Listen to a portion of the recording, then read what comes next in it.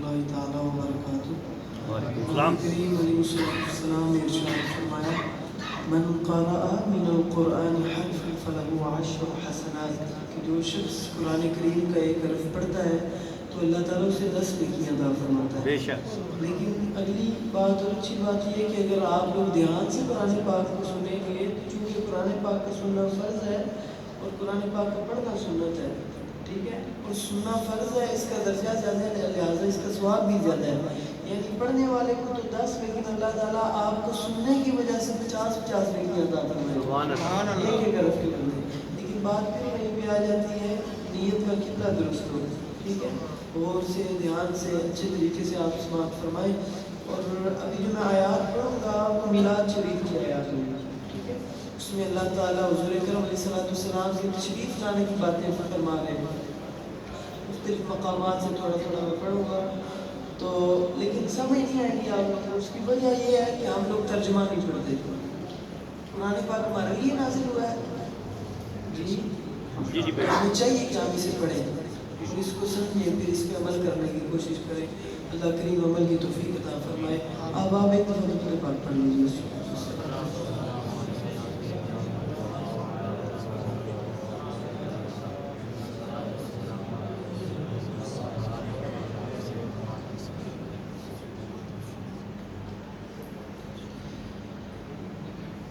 أعوذ بالله من الشيطان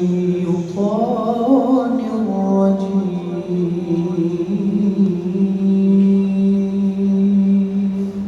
سبحان اللہ۔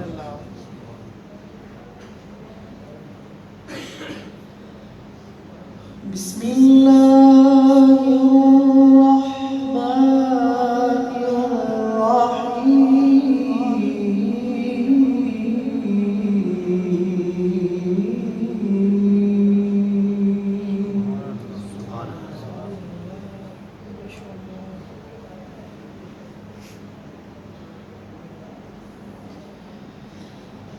فأما الذين آمنوا وعملوا الصالحات فيوفيهم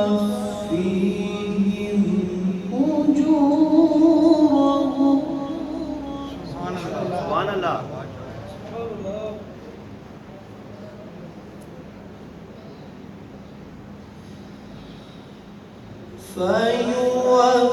فيوفيهم أجورهم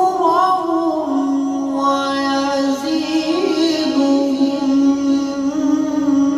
من فضله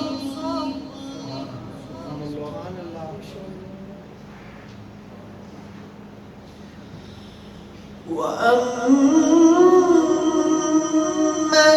الذين استنكفوا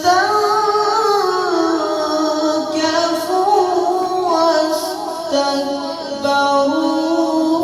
فيعذبهم عذابا أليما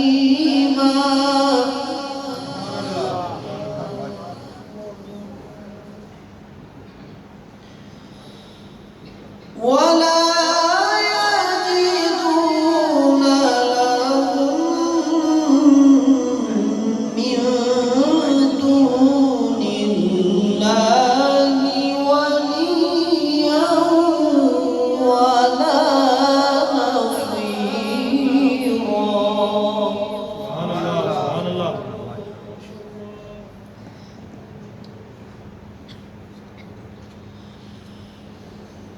فأما الذين آمنوا وعملوا الصالحات فيوفيهم أجورهم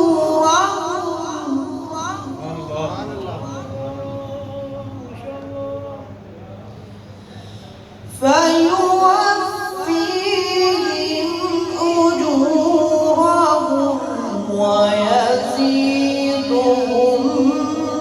من فضله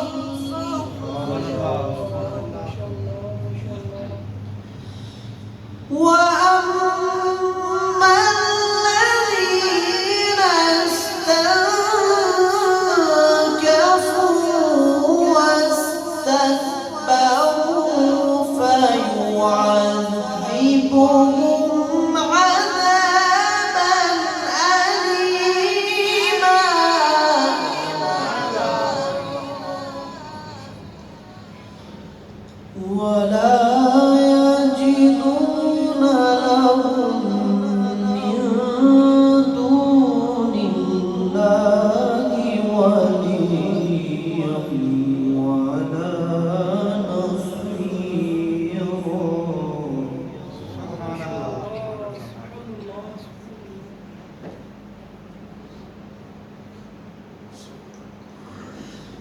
يا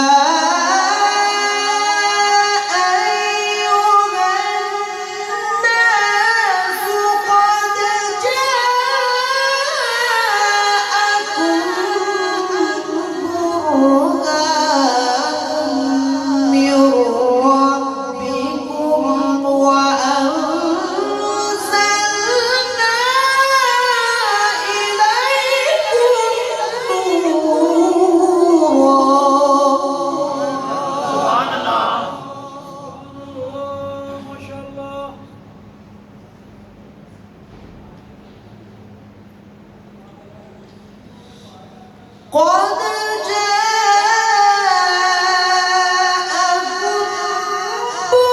برهان من ربكم وأنزلنا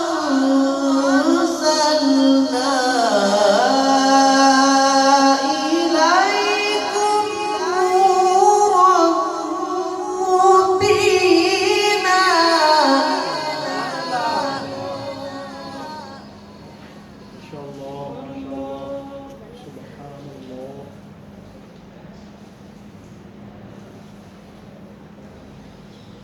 بسم الله الرحمن الرحيم.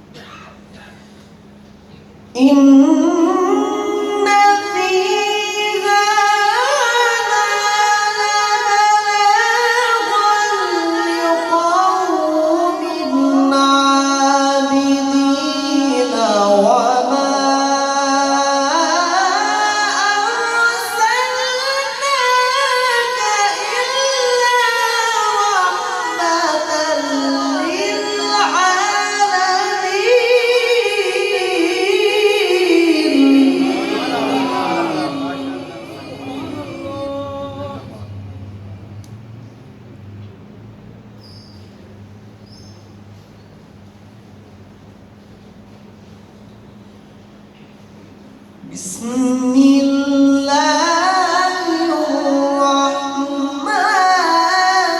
الرحيم.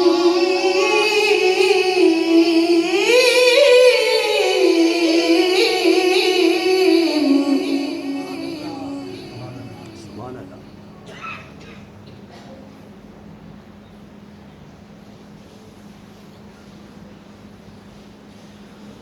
لقد جاءكم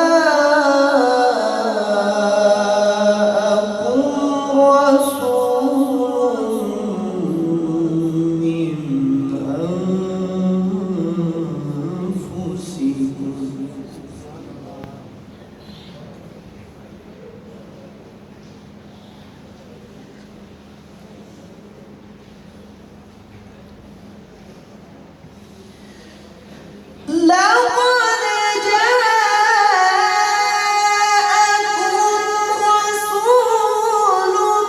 من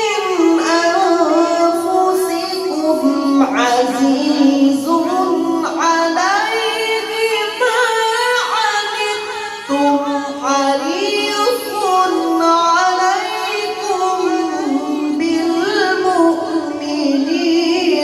رؤوف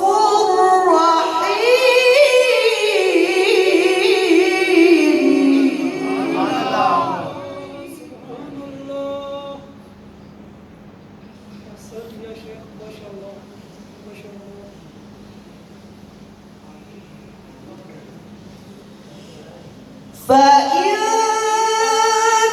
تولوا فقل حسبي الله لا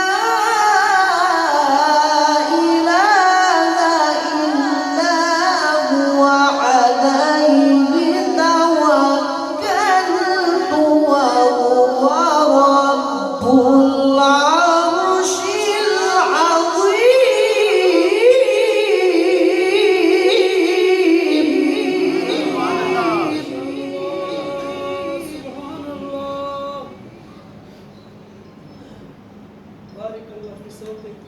ما شاء الله.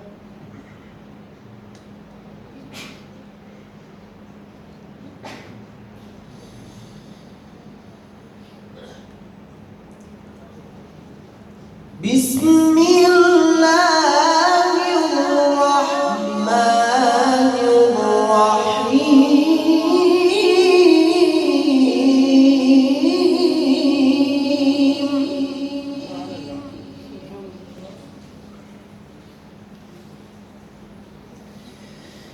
يا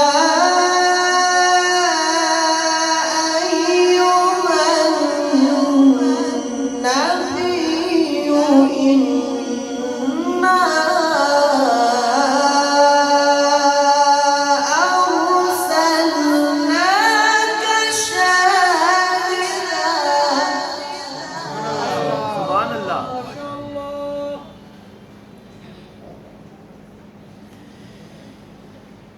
إنا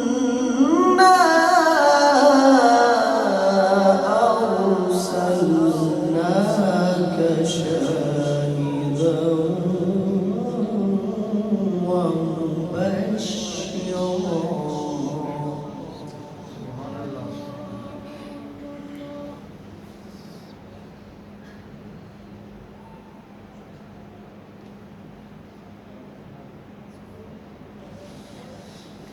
يا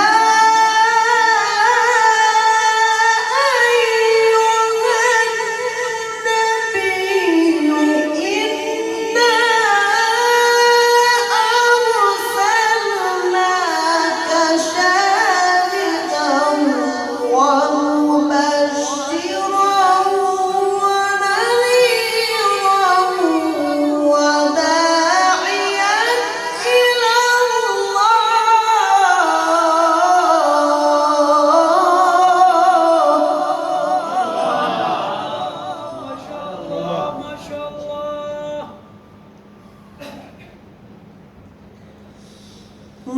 وداعيا إلى الله بإذنه وسراجا منيرا.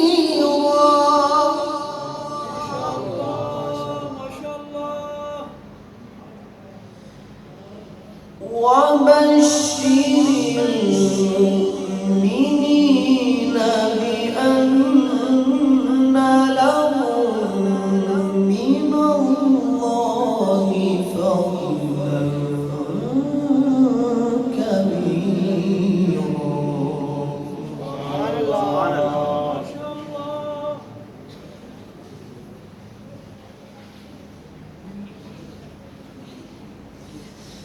ولا تطع الكافرين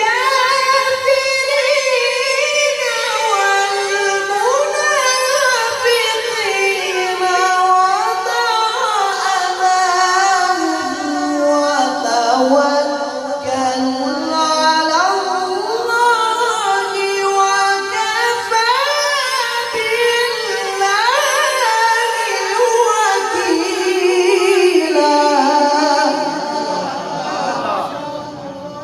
سبحان الله.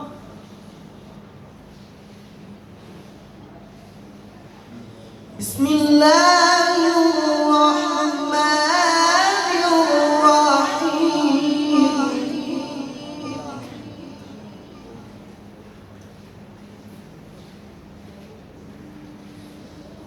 لا أقسم بهذا البلد ما شاء الله.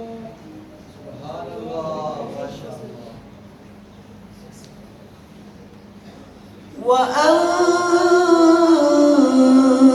حل بهذا